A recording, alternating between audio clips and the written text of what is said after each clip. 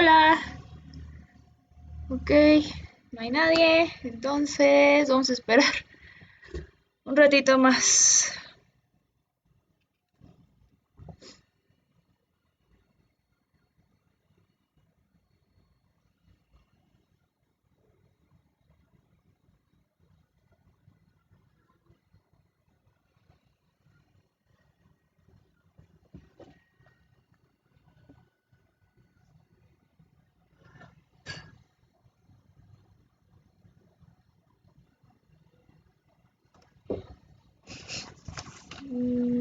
Grupo 3, asesoría.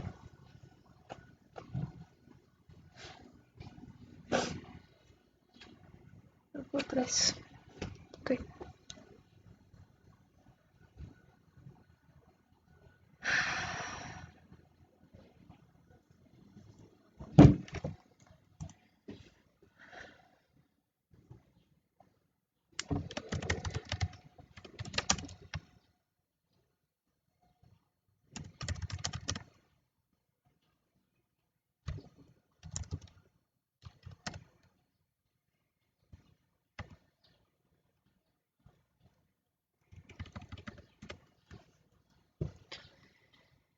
Eh, Hola, vamos a esperar 5 minutos. Vamos a empezar 6:10 para ver si se pueden conectar más personas.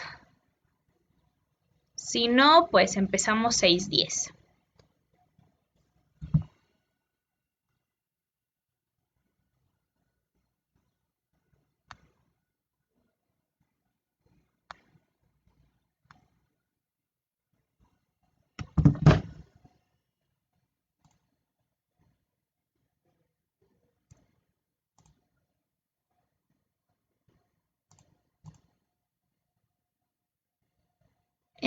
Mientras voy a aprovechar para ordenar mi presentación porque creo que no se está viendo lo que se debería de ver.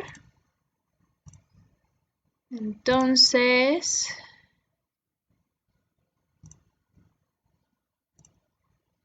denme un momento. Perfecto. Y lo voy a volver a agregar para capturar el video. Perfecto. Muy bien. Ok.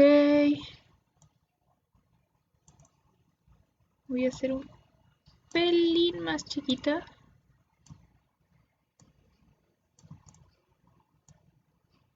Porque creo que como que no estoy tan... Ok, vamos a ver. ¡Yay! Ya somos 2 personas, eso.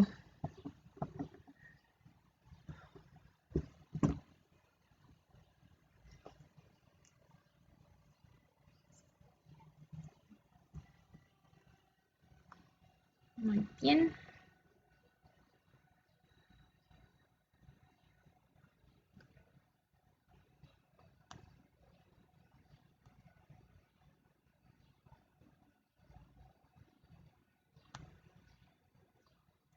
Vamos a empezar 6:10 para ver si alguien más se conecta. Eh, Esperemos que sí. Si no, pues de todas maneras se graba. Aunque lo ideal sería que estuvieran en vivo, chicos y chicas. Los que ya están, o bueno, las que ya están, no sé. ¿Pueden decirme si sí se escucha el video? Por favor, me lo pueden aquí poner en los comentarios, porque no tengo manera de saber si sí están escuchando. Por favor.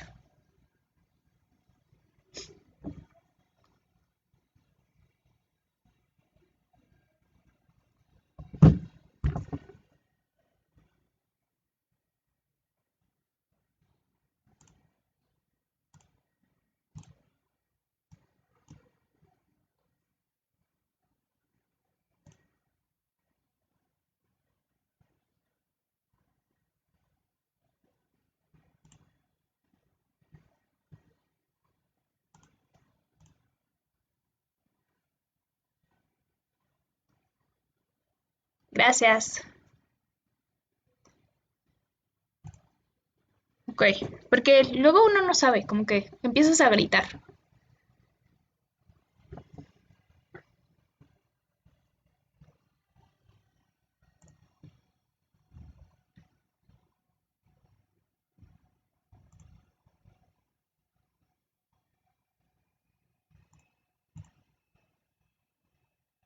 Muy bien.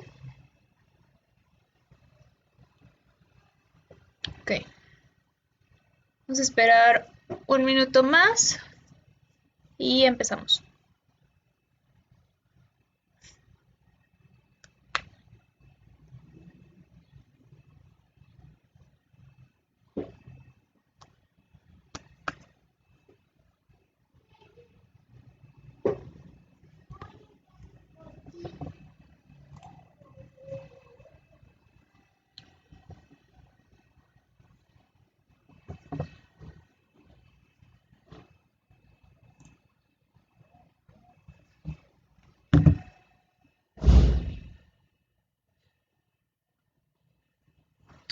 Muy bien, entonces son 6:10, vamos a empezar. Eh, Antes de empezar, me voy a presentar. Soy Mariana Sandoval, soy egresada de la licenciatura de Lingüística de la ENA y voy a ayudarlos en las asesorías de este módulo. Me han preguntado, creo que en este grupo no, pero pues igual les cuento, ¿de qué trabaja un lingüista y si sí trabaja? O sea, muchos me han preguntado, oye, pero sí trabajas de lingüista. Y pues sí, desde que salí de la ENA solo he trabajado como lingüista, entonces sí hay campo laboral. Nos vamos a adentrar más en cómo es este campo laboral en las sesiones posteriores, pero eh, sí se puede vivir de la lingüística. No es tan popular, yo sé, pero sí podemos hacer muchas cosas, ¿ok? ¿Cómo vamos a trabajar? Vamos a tener 3 sesiones. Van a durar entre hora y media, de que depende de que pues unos temas son un poquito más largos y además de que voy a esperar a que se conecten unos 10 minutos. A lo mejor tenemos problemas con conexión, etcétera. Entonces, todos esos problemas los vamos a considerar dentro de esta hora y media, pero no va a ser más de ese tiempo. Vamos a tener 3 sesiones con ustedes. Voy a estar el mañana a las 2 de la tarde y el jueves a las 6 de la tarde. ¿Qué me gustaría que pasara en todas las sesiones? Me gustaría que llegaran al en vivo, que repasaran el módulo de lingüística y que si tienen preguntas, inquietudes, cualquier cosa, me las hicieran saber a través de los comentarios.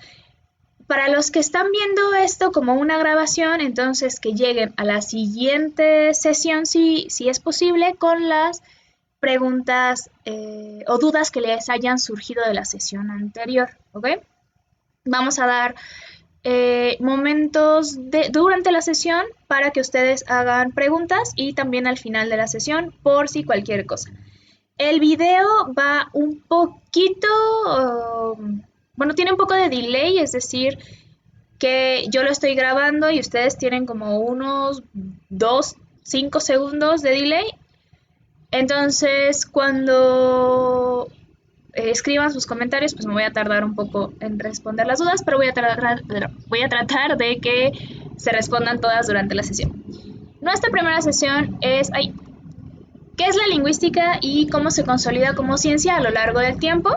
La sesión 2 va a ser los niveles de análisis lingüístico y la última vamos a hablar sobre interdisciplinariedad y el campo laboral. Esta última sesión me gustaría que fuera un poco más dinámica y que ustedes pudieran preguntarme más cosas, sobre todo por esto que les comentaba, que mucha gente no conocemos de qué va la lingüística y si se puede encontrar trabajo en México como lingüista, ¿no?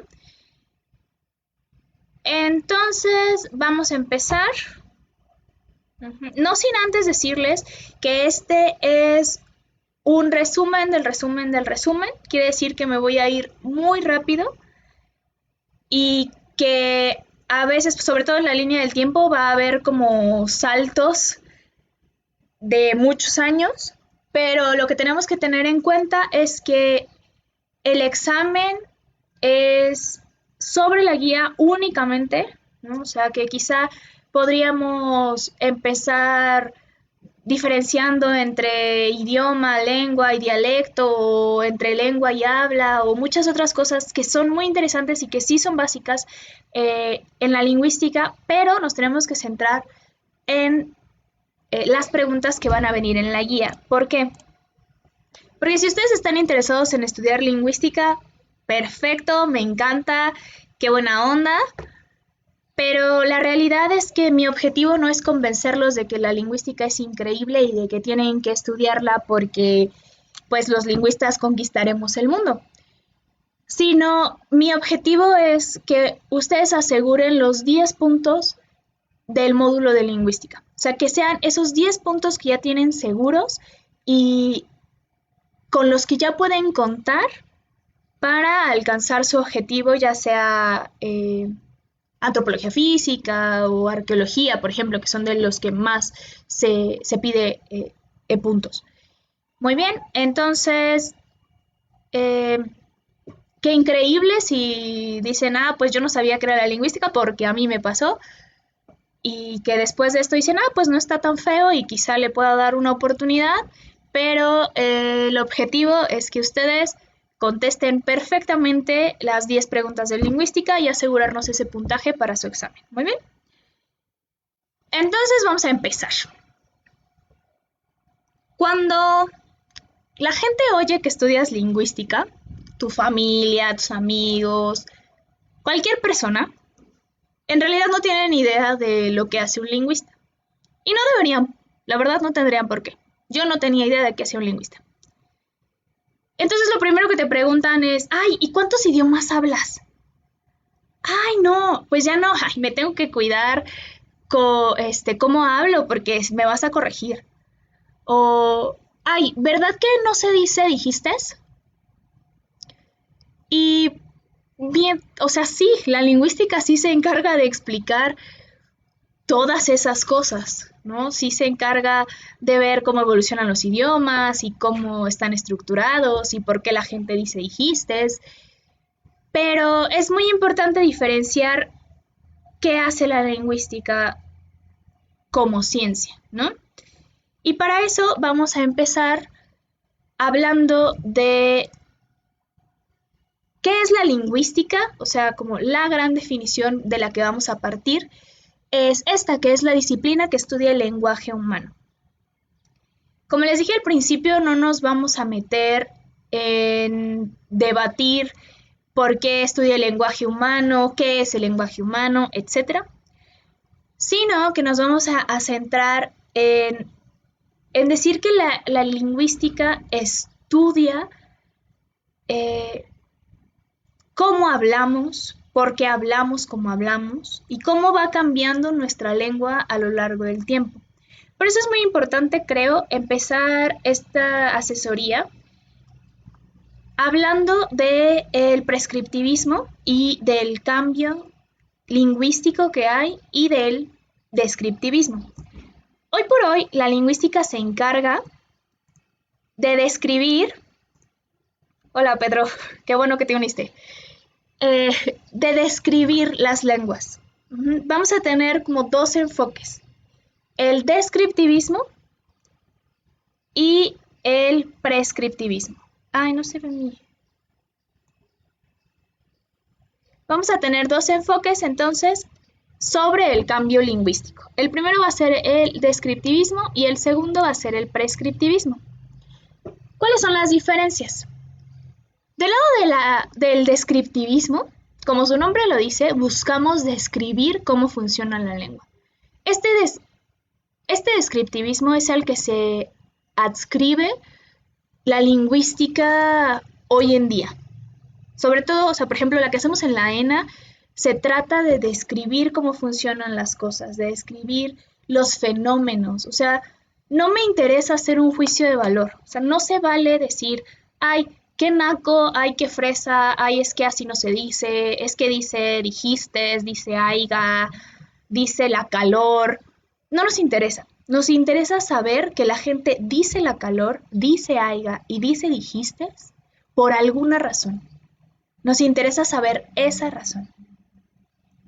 Entonces, cuando estudias lingüística, aprendes y desaprendes muchas cosas. Una de ellas es el ay, qué naco, ¿no? Porque la verdad es que todos somos el naco y el fresa de alguien más. Y si nos ponemos del otro lado, el prescriptivismo, entonces sí haríamos juicios de valor.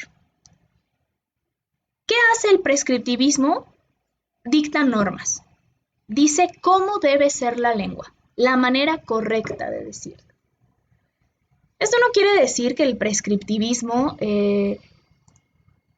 sea... Ay, perdóname, no se ve mi...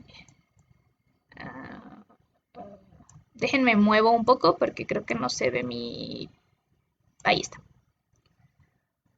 Creo... Me voy a hacer un poco más pequeña para que se vea mejor. Muy bien. Entonces, el descriptivismo no emite juicios de valor y el prescriptivismo, por otro lado, va a dictar las normas y va a dictar el deber ser.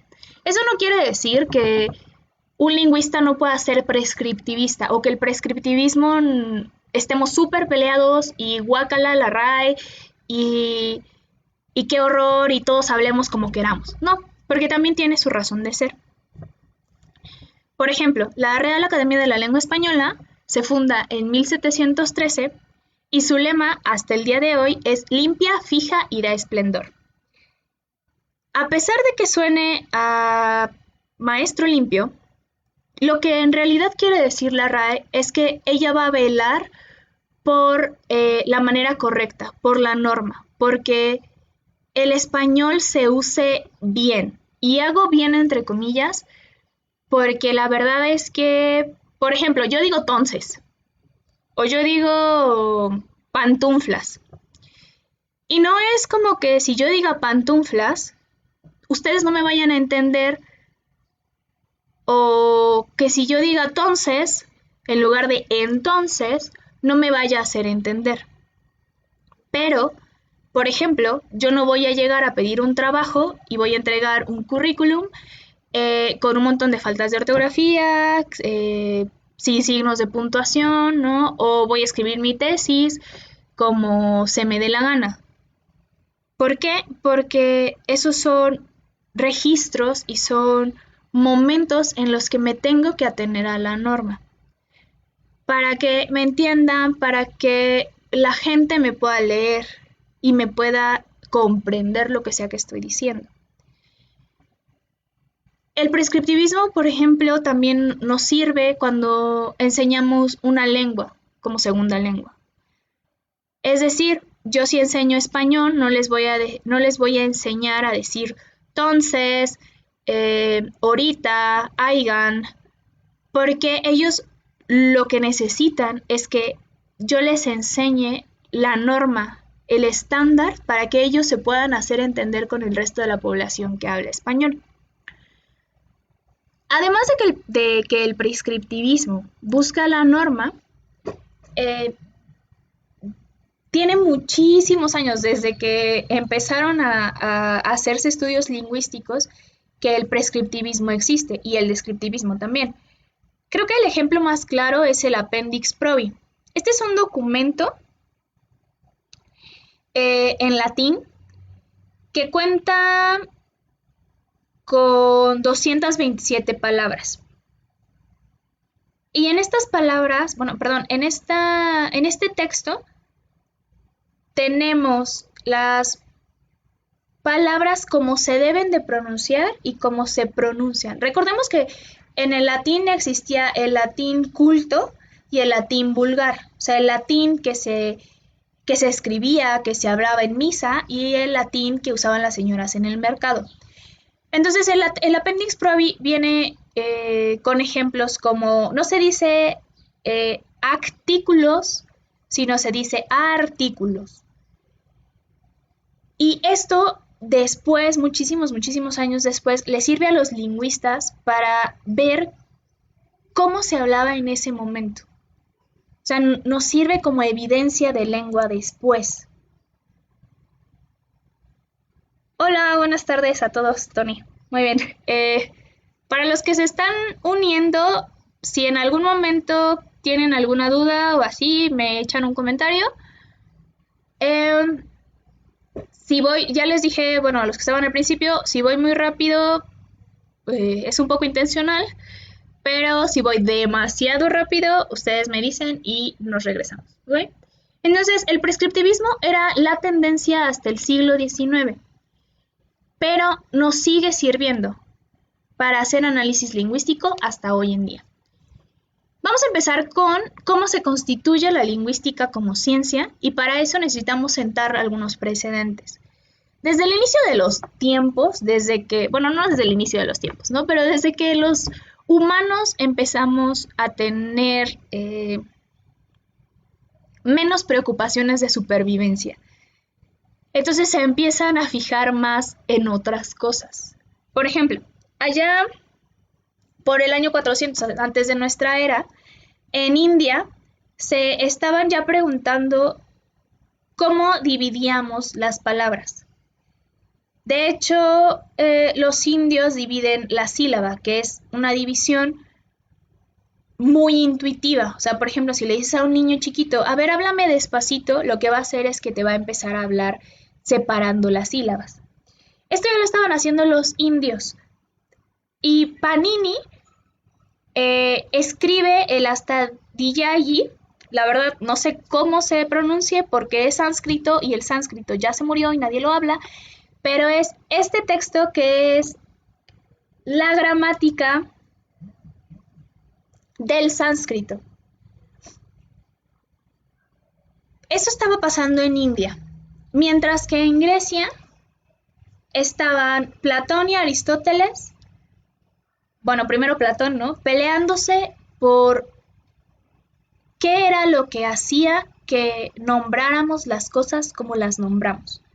Platón en el diálogo del Cratilo se está preguntando, yo le digo árbol al árbol porque una vez alguien se puso de acuerdo con un montón de otra gente y dijeron, ¿a eso le vamos a llamar árbol?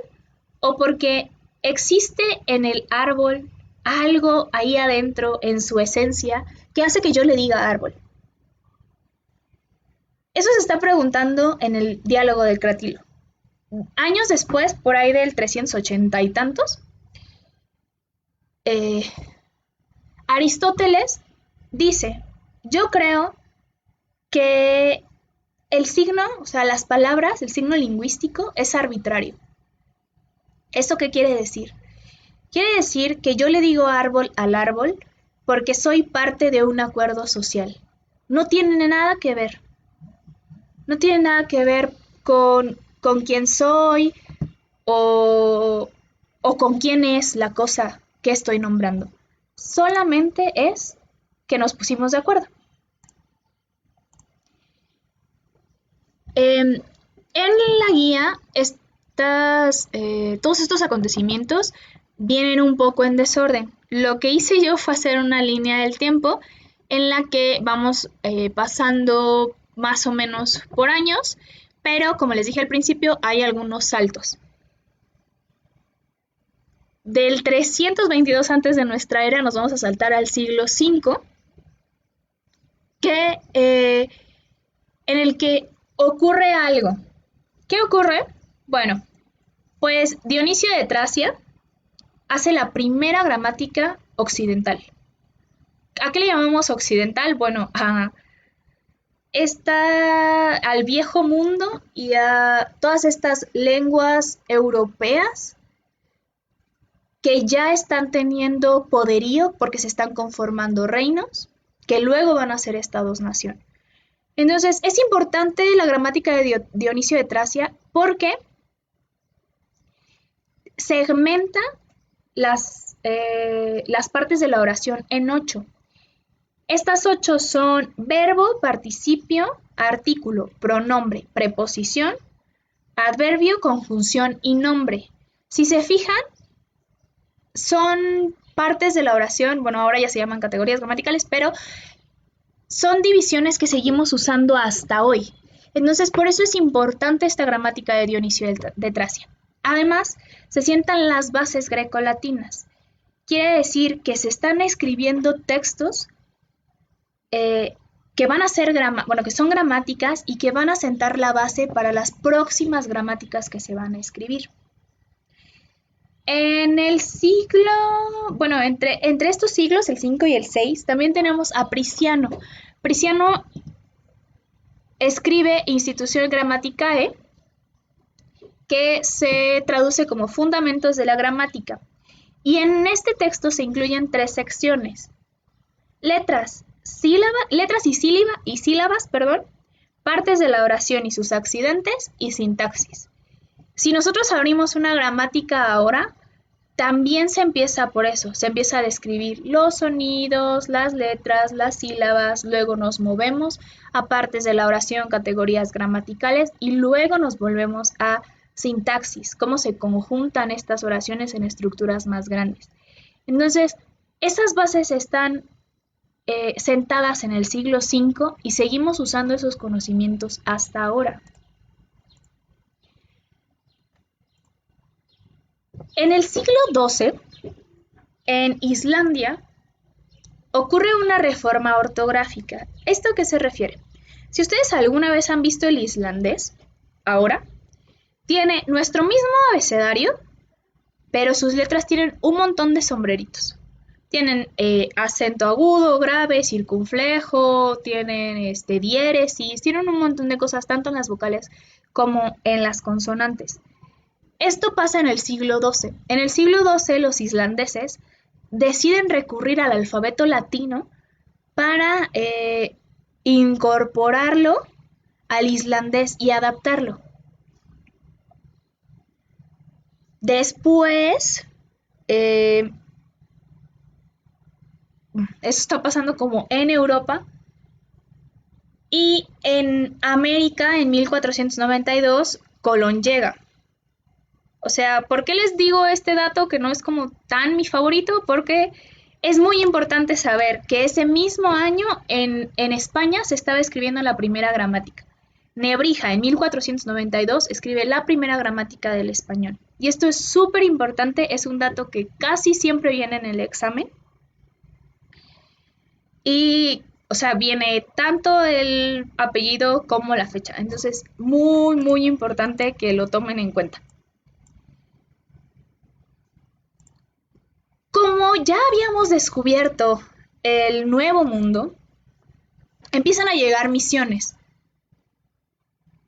de Europa, ¿no? Porque están conquistando todas estas nuevas tierras. Entonces vienen un montón de misioneros porque, pues, los mandan, ¿no? Y hay que tener en cuenta que en Europa ya se están escribiendo estas gramáticas de lenguas vulgares. Vamos a llamarle lenguas vulgares porque vamos a recordar el Appendix Probi. No estamos dando cuenta de la gramática o de cómo habla la gente VIP, sino estamos dando cuenta de cómo habla la gente en el mercado, cómo hablan los hombres en las tabernas. Por eso se le llama lengua vulgar, porque es del pueblo, del vulgo. Entonces, en Europa ya se están escribiendo las gramáticas. Está la de Nebrija, están otras europeas en las que no vamos a ahondar. Y eso es importante porque cuando llegan los misioneros a América, ellos empiezan a describir las lenguas que se están encontrando. Entonces, en 1558 se escribe el arte de la lengua de Michoacán. Esta la escribe Fray Maturino Ghiberti y porque está haciendo misiones. Luego, en 1560, se escribe la gramática o el arte de la lengua general de los indios de los reinos del Perú. Esa la escribe Domingo de Santo Tomás, que anda por allá por el Perú. Y en 1571, Fray Alonso de Molina escribe el arte de la lengua mexicana y castellana. Es importante aquí notar dos cosas. La primera es que todas estas gramáticas se llaman artes y se llaman el arte de la lengua de tal lugar. O sea, no estamos escribiendo en este momento la gramática del purépecha o del náhuatl o del quechua. Estamos escribiendo el arte de cómo hablan estos seres extraños y exóticos que nos vinimos a encontrar. ¿Por qué es importante notarlo? Porque recordemos que estamos en un periodo de colonialización y evangelización de los pueblos americanos. Se están teniendo muchos otros debates antropológicos en este momento. Estamos debatiendo si son personas, si tienen almas, si merecen derechos. Y entonces el poder dar cuenta de sus lenguas, lo que sea que éstas sean, es una herramienta política. Es importante notar esto porque la lengua siempre ha sido una herramienta política. Yo voy a juzgar a alguien por qué habla, cómo habla y qué dice hasta el final, ¿no? Por ejemplo, no nos vayamos lejos. O sea, en este momento, ustedes pueden estar, o seguro notaron, que yo hablo español de México, que tengo cierto acento que corresponde a una clase social y por lo tanto no corresponde a otras, que además arrastro un poco las eses, que además corto palabras, que me muevo mucho, etcétera, etcétera. Todo eso es un arma política, puesto que van a ustedes a hacer juicios y sobre todo a enjuiciarme dependiendo de todo esto. Entonces, imagínense que llegan los misioneros y que empiezan a describir las lenguas porque tienen otro fin, que en su caso es evangelizar, ¿no? La segunda cosa que hay que notar es que todas estas gramáticas están escritas en la lengua y luego en castellano.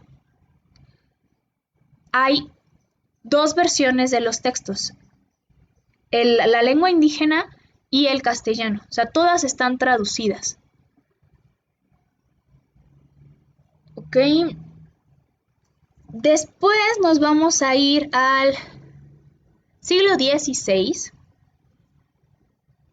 en el que se abordan temas como el origen del lenguaje y la relación entre los pueblos y las culturas.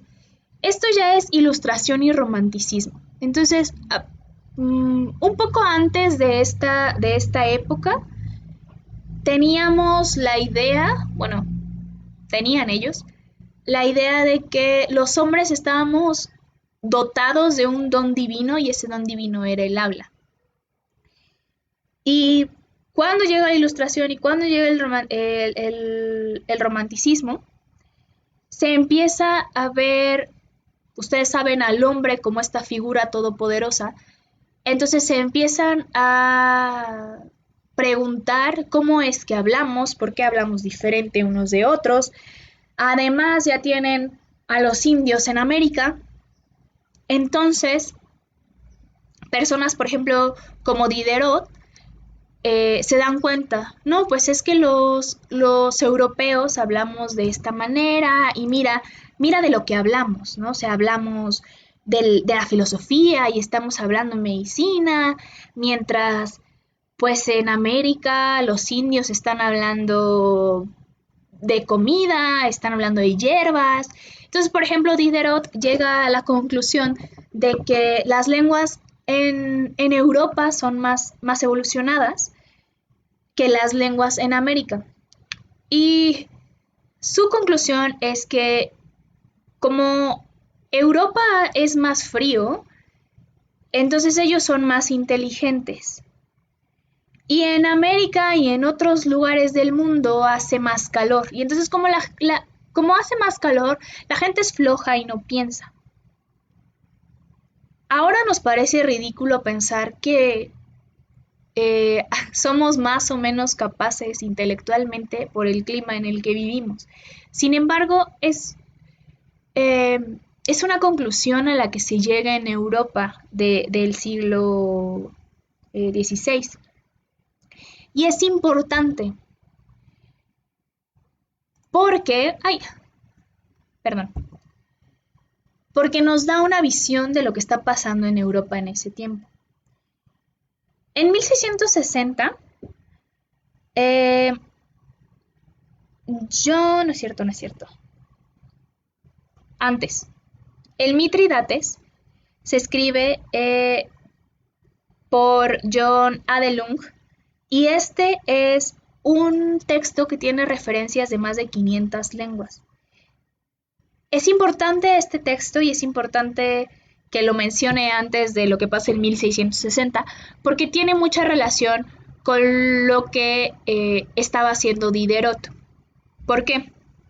Porque estas lenguas también incluyen las lenguas americanas. Entonces, no solo americanas, sino también asiáticas. Se incluye un muestreo de lenguas alrededor del mundo. Entonces ahora Europa tiene la capacidad de poder comparar el francés, el alemán, el inglés con lenguas asiáticas y con lenguas americanas. Ahora sí, vamos a 1660. En 1660 se escribe la Remère Générale et Raisonnée, la escriben Claude Lancelot y la escriben Antoine Arnaud. Arnaud se escribe. La publica Port Royal. ¿Por qué es importante esta gramática general y razonable o racional? No sé cuál sea la mejor traducción. Porque aquí es el primer texto en el que se buscan patrones universales, usando la lógica.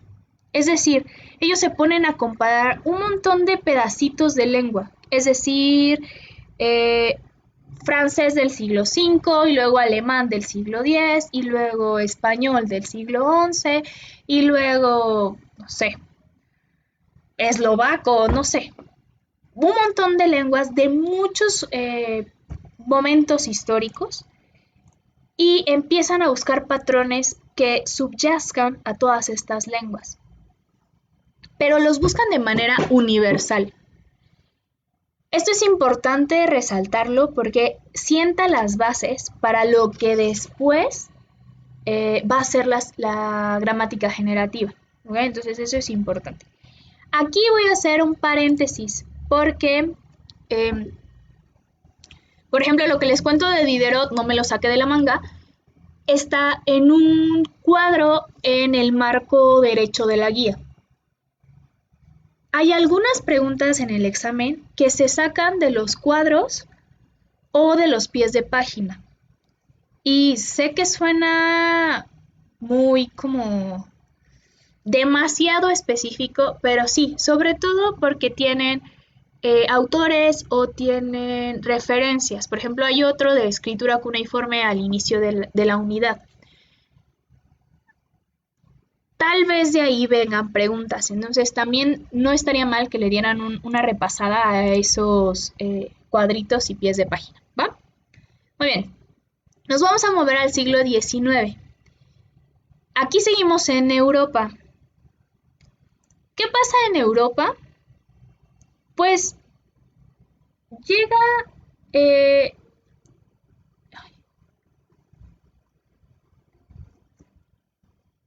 por ejemplo, el catálogo de las lenguas de las naciones conocidas, que lo escribe Lorenzo de Hervás, no es cierto, de Hervás, y este incluye 300 lenguas de Europa, América y Asia. Con todos los textos que ya están siendo escritos, Emergen metodologías de análisis lingüístico que están basados ya en datos, no en especulaciones como las que hacía Diderot del clima. Están basados ya en datos que fueron extraídos en campo. O sea, de gente que fue a la India y fue a China y fue a América y entonces escribió sobre las lenguas de esos lugares. Otro importante hito es que llega Jacob Grimm. A lo mejor les suena de los cuentos de los hermanos Grimm. Bueno, pues uno de ellos, Jacob, o Jacob, no sé cómo le quieran decir, también se interesa en las lenguas. Y lo que él hace es que recopila un montón de textos del alemán, solo del alemán. Y esto es muy importante, porque antes del siglo XIX, se estaban comparando pedacitos de lengua de diferentes lenguas en diferentes años. Grimm lo que hace es juntar un corpus, una base de datos de solo alemán. Y lo que él se empieza a dar cuenta es de que la lengua cambia regularmente, que existen patrones de cambio dentro del alemán, que no muta así como Gremlin, sino que existen estos cambios dentro de las reglas que tiene el alemán. Entonces, en el siglo XIX se empieza a hacer gramática comparativa. ¿Esto qué quiere decir? Que comparamos diferentes estadios de lengua y establecemos relaciones históricas o de parentesco. Además de Jacob Grimm, aquí también entran Rasmus Rask y Franz Bopp. Ellos teorizan sobre este devenir histórico de la lengua y entonces llegan a la conclusión de que tanto el alemán como el inglés, como el francés, como el portugués, ¿qué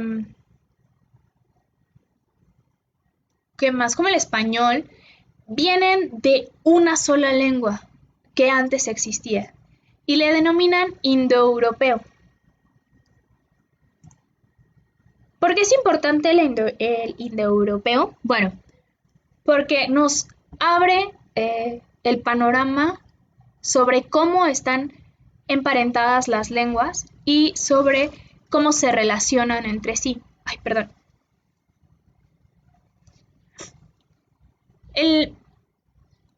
Lo que hacen es que segmentan las lenguas por familias. Ustedes ya tuvieron antropología, entonces esto les va a sonar a las relaciones de parentesco. Más o menos la misma dinámica. Se establece que hay una lengua madre, en este caso, por ejemplo, el indoeuropeo, y esa lengua madre tiene hijos. Por ejemplo, el germánico, el céltico, el itálico, el tocario, el eslavo. Esos hijos, a su vez, tienen hijos. Vamos al itálico, por ejemplo. El itálico tiene un hijo, que es el latín. Ay, perdón. El itálico tiene un hijo, ese hijo es el latín. Ay, no se ve. Dame un momento. Ahí está. Tiene un hijo que es el latín y el latín tiene a su vez hijitos.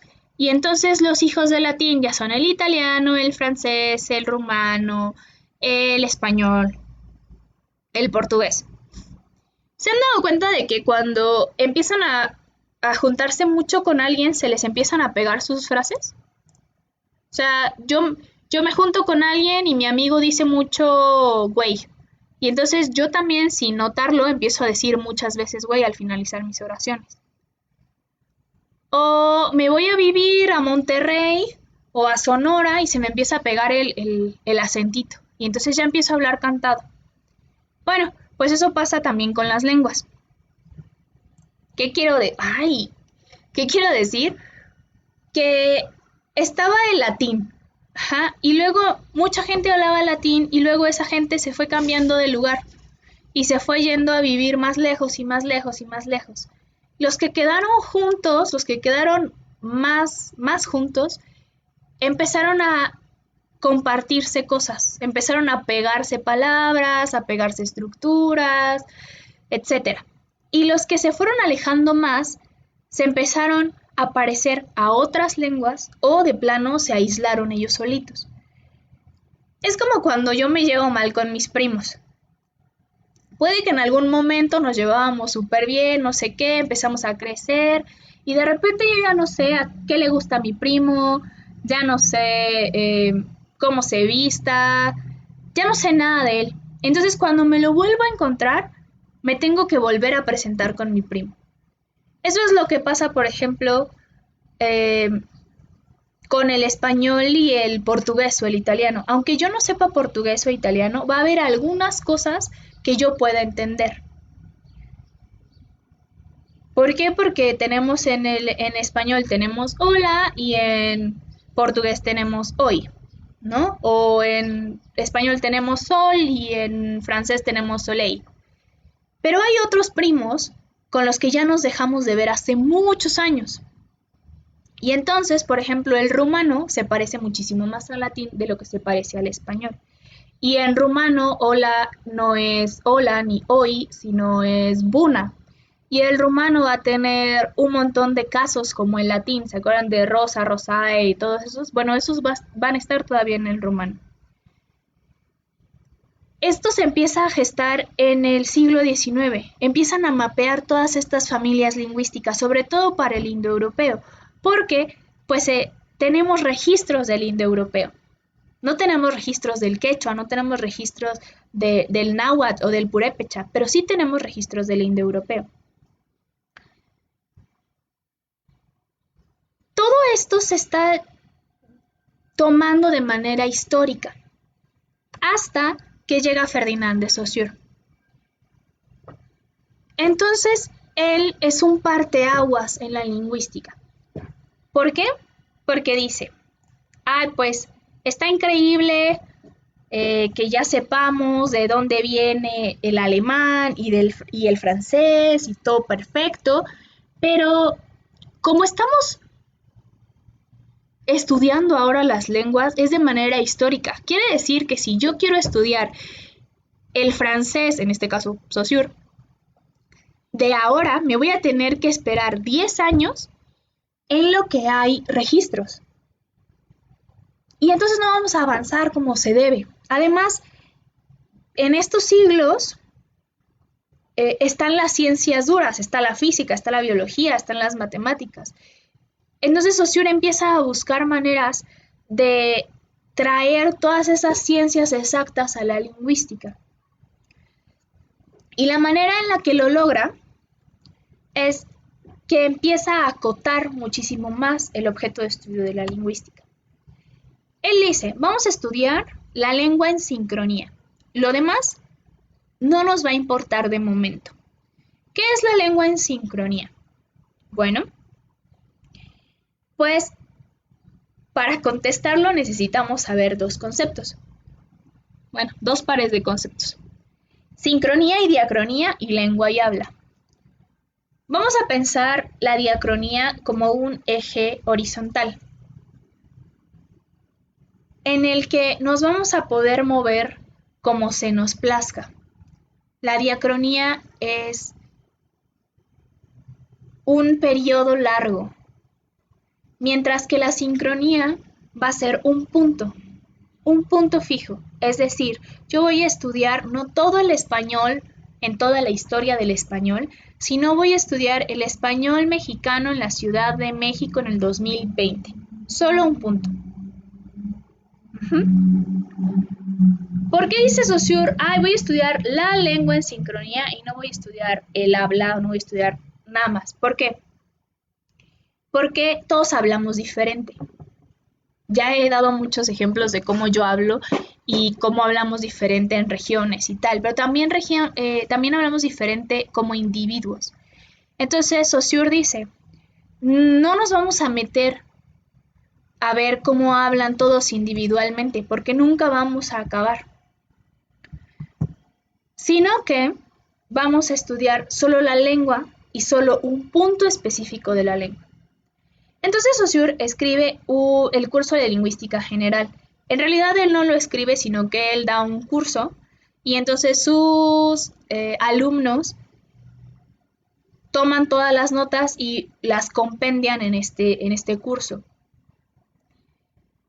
¿Cómo se puede resumir el curso de lingüística general? Bueno, se puede resumir en cinco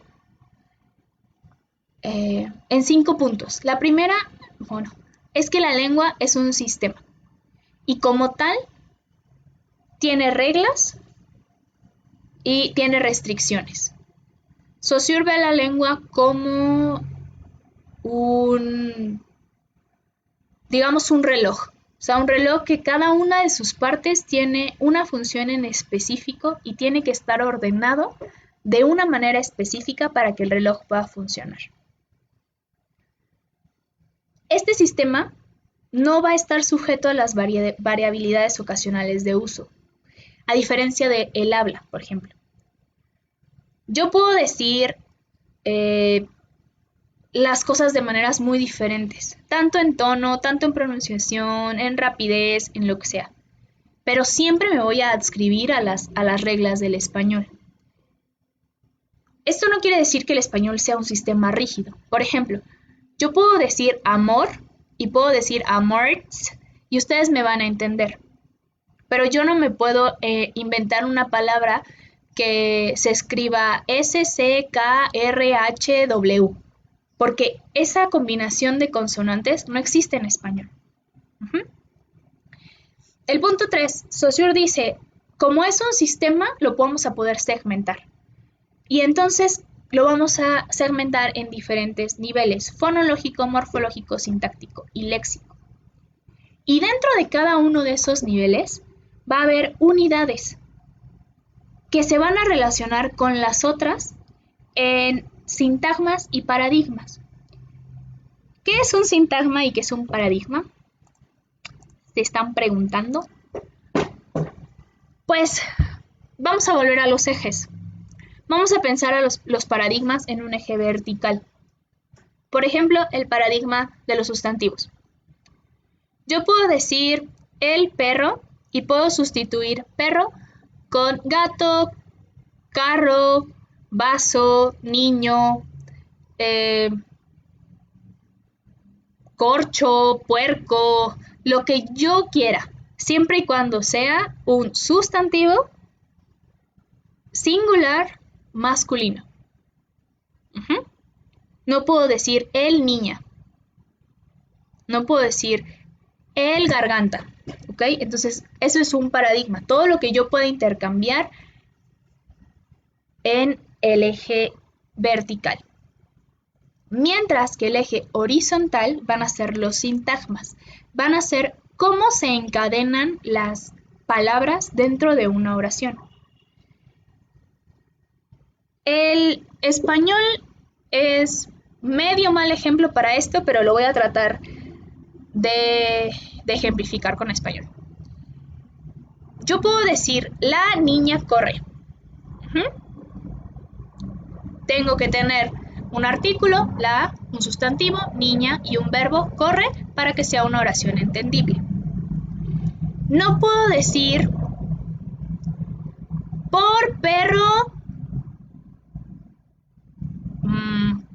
carro, porque no tiene nada de sentido.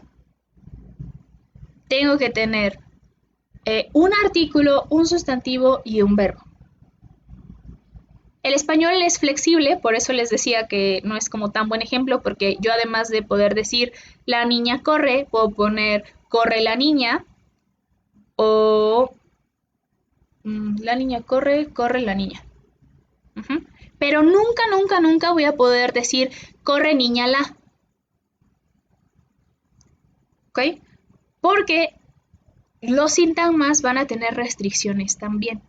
Por ejemplo, en inglés yo no puedo decir solamente rain. Tengo que decir, o no puedo decir solamente raining, tengo que decir it's raining. Como en español sí puedo decir llueve. Pero en inglés necesito el it is en realidad. ¿Okay? Porque cada lengua tiene sus restricciones. Si tienen dudas sobre sintagmas y paradigmas, lo podemos revisar más adelante. O puedo pararme un momento y lo explicamos, como ustedes me digan.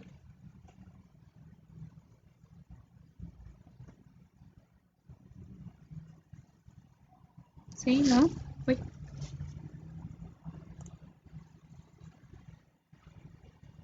¿No? Ok, vamos a seguir. Y eh, además, estos elementos se van a tener relaciones de oposición.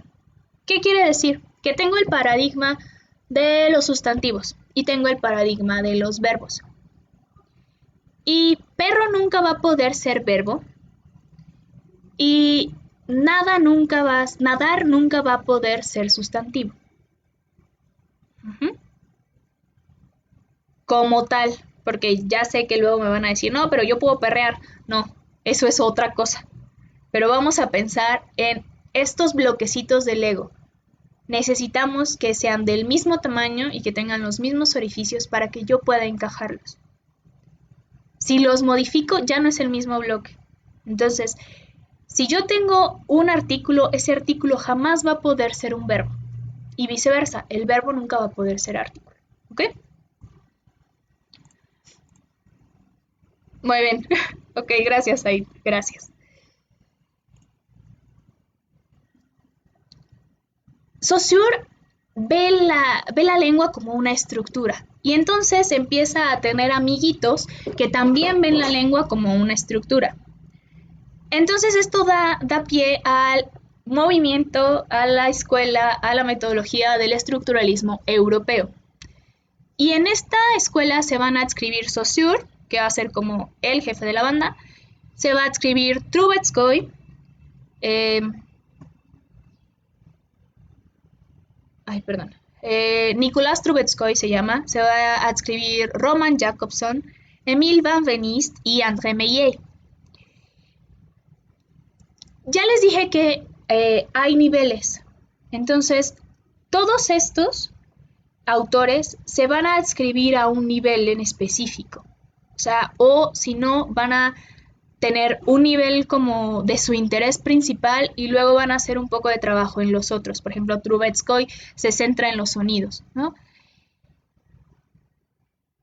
Eso, pues, no vamos a ahondar más en eso porque no viene en la guía, pero es importante que ustedes vean que se empiezan a adscribir varios autores a una corriente que les interesa. En este caso, el estructuralismo, porque vemos a la lengua como este sistema, esta maquinaria.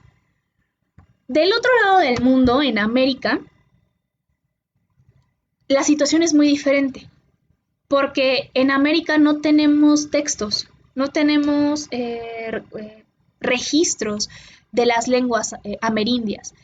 Entonces, lo que hacen Leonard Bloomfield, lo que hace Franz Boas y lo que hacen Edward Sapir es describir. Entonces ellos fundan el distribucionalismo o el descriptivismo americano. ¿Qué es lo que hacen? Ellos no tienen textos, no tienen manera de saber qué fue primero o cómo cambió, nada. Entonces ellos se dedican a observar y a registrar. Eh, se, se apoyan en la psicología mecanicista y conductista. Entonces ellos van, se sientan, le preguntan a la señora que está haciendo tortillas cómo se dice árbol, cómo se dice tortilla, cómo se dice mamá, así. Entonces ellos empiezan a hacer un montón de trabajo de campo y se empiezan, sobre todo Boas, porque ya lo vieron en antropología, se empiezan también a interesar sobre la relación que hay entre la lengua y los pueblos y la cultura. Entonces, esta es una mirada muchísimo más antropológica en el sentido más amplio, porque pues también la que están haciendo en Europa es en cierta manera antropológica, pero esta es directo en el campo, directo con la gente, porque se centra en las lenguas indígenas americanas y en la cultura de estas naciones, bueno, de estos pueblos. ¿Ok? Entonces, ya que estamos de este lado en las Américas, ay, perdón, vamos a dar un salto hasta 1957 con Noam Chomsky. Seguro les suena Chomsky, porque además de que es muy famoso, sigue vivo. Y es un politólogo y es un filósofo muy militante. Entonces, Chomsky, lo que nos interesa en este momento sobre él no es su militancia ni su activismo político, sino su papel como lingüista. Chomsky está en Estados Unidos, pero tiene familia refugiada, entonces trae escuela europea, etcétera, ¿no? Entonces, lo que él hace en 1957 es escribir un libro que se llama Syntactic Structures, estructuras sintácticas más o menos. Se transcribe. Y con esto sienta las bases de la gramática generativa. Cuando estábamos en la línea del tiempo, yo les dije que estaban buscando patrones universales. Bueno, eso lo retoma Chomsky y lo que él dice es que nosotros tenemos dentro de nuestro cerebro un chip para adquirir cualquier lengua que nos pongan. Porque tenemos un sistema ya precargado en el cerebro en el que vienen las reglas gramaticales subyacentes a cualquier idioma. A esto se le llama gramática universal. Y como ya las tenemos instaladas en el cerebro, vamos a poder generar enunciados en cualquier lengua a la que seamos expuestos mientras estamos en el periodo de adquisición de las lenguas. Ojo, que aquí estoy diciendo adquisición y no aprendizaje, porque son bien diferentes.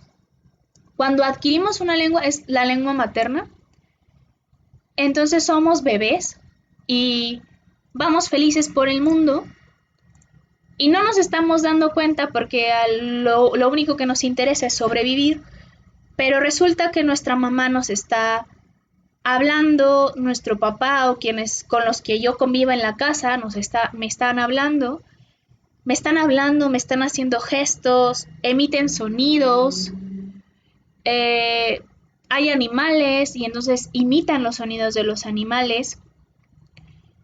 Y yo me estoy alimentando de todos estos estímulos. Entonces va a llegar un momento en el que yo voy a decir algo que tiene sentido en esa lengua que estoy aprendiendo. Y puedo adquirir más de una a la vez. Lo que pasa cuando, por ejemplo, tengo un papá turco y tengo una mamá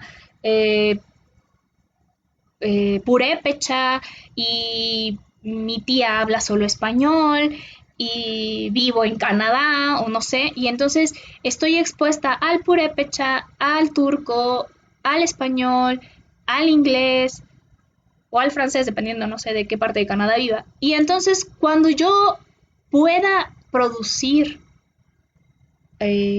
enunciados, voy a hablarle a mi mamá en purépecha, a mi papá en turco, a mi tía en español y a los niños de la escuela en inglés o francés. Porque, según Chomsky, yo ya tengo instalado un programa en el cerebro que tiene todo el conocimiento universal sobre gramática y solamente tengo que escoger qué estructuras gramaticales voy a usar en qué lengua. Entonces, a Chomsky le interesa describir la competencia lingüística de los hablantes.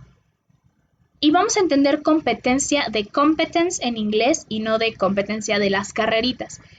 Quiere decir que yo soy capaz de producir enunciados correctamente, o bueno, gramaticales, que estén bien hechos.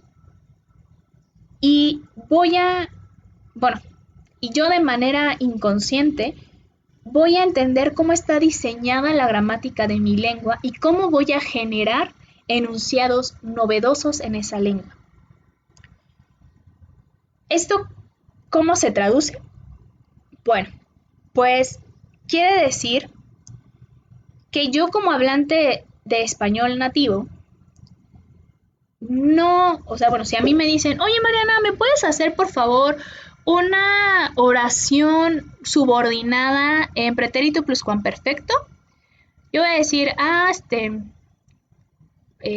no, o sea, si puse mucha atención en mis clases de primaria, pues a lo mejor sí puedo, pero en realidad no voy a poder decir cuál es una oración subordinada en pretérito pluscuamperfecto. Y no lo necesito saber, porque cuando yo vaya con mi tía y le platique, cómo me fue en mis vacaciones y qué hacía yo hace 10 años con respecto a lo que hago ahora, voy a estar usando oraciones subordinadas en pretérito pluscuamperfecto, sin que yo tenga que estar pensando conscientemente en cada una de las partes. Lo que nos pasa cuando ya aprendemos una segunda lengua grandes, ¿no? O sea que quiero hacer una oración en pasado en inglés y entonces me tengo que aprender, ¿no? Primero va el sujeto, luego tengo que conjugar y si es un verbo regular tiene que ir en tal. No. Todo esto lo hacemos ya en automático porque es nuestra lengua materna. De eso se trata la gramática generativa según Chomsky. Es importante decir que estamos en 1957, que esta es la primera teorización de la gramática generativa de Chomsky. Mucho después ha tenido muchas reinterpretaciones, Chomsky le ha quitado, le ha añadido, ha hecho, ha deshecho, pero eso no nos importa para fines de la guía. Ok. Con esto vamos a terminar hoy, que es como cómo ha venido evolucionando la lingüística. ¿Qué es lo que vamos a tomar a partir de ahora? Vamos a tomar lo que tiene como base Saussure. Lo vamos a ver en nuestra próxima sesión. Vamos a tener los niveles de análisis. Si bien es cierto que hay más niveles de análisis, la guía solo se centra en 3: fonología, morfología y sintaxis. Entonces solamente nos vamos a atener a estos 3 niveles de análisis. Esta sesión fue, sí, de historia, sí, un poco rápida, pero la siguiente, que es la de los niveles de análisis lingüístico, es un poco más densa en cuanto a contenido. Entonces, por favor, si pueden, échenle un ojo a su guía en la unidad 2, en la unidad de análisis lingüístico, para que si tienen dudas, si hay algo que no entendieron de esa unidad, lo podamos ver mañana. También, si alguna de las cosas que hoy dije de plano no tienen sentido para ustedes, entonces también la siguiente sesión lo podemos retomar y nos tomamos unos minutos para que podamos resolver dudas. Muy bien. Entonces, sin más por el momento, vamos a dejar aquí la sesión y nos vemos, creo que mañana. Grupo 3, sí, mañana a las 2 de la tarde. Mañana la sesión es a las 2. Porfa, no se les vaya a pasar. Al rato, yo creo, o si no, mañana en la mañana les escribo un mensajito para que se acuerden de que muchas gracias. Muchas gracias, Pedro. No sé si alguien tenga dudas sobre cualquier cosa que hayamos visto en la sesión. O sea, también en las de la unidad en general, pero me gustaría adscribirme a esta sesión solamente. Si tienen algo que ya hayan leído de la unidad que acabamos de revisar y no les quedó claro. ¿Alguna otra cosa? Para los que llegaron después, les comenté al principio que voy a dar 10 minutos de tolerancia porque siempre hay problemas de conexión o para entrar a nuestra cuenta, etcétera. Entonces vamos a dar esos 10 minutos.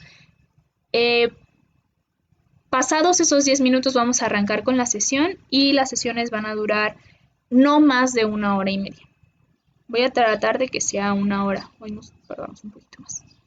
Muy bien, entonces, preguntas, comentarios, quejas, sugerencias, algo. Vamos a dar 2 minutitos menos, 1 minuto y cachito, por si tienen alguna duda. Si no, pues cerramos la sesión, ¿vale?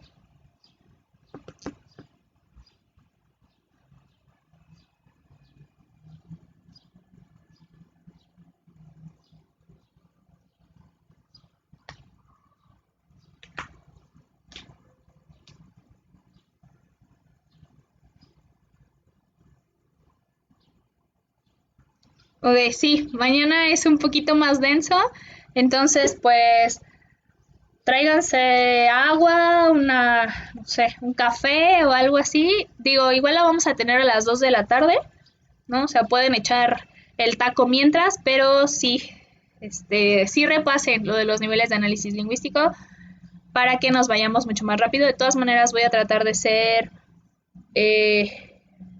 más concisa y de tener más ejemplos. Sobre todo plasmarlos y no platicarlos tanto como hoy. Muy bien. Bueno, pues un gusto y nos vemos mañana a las 2. Cuídense, bye.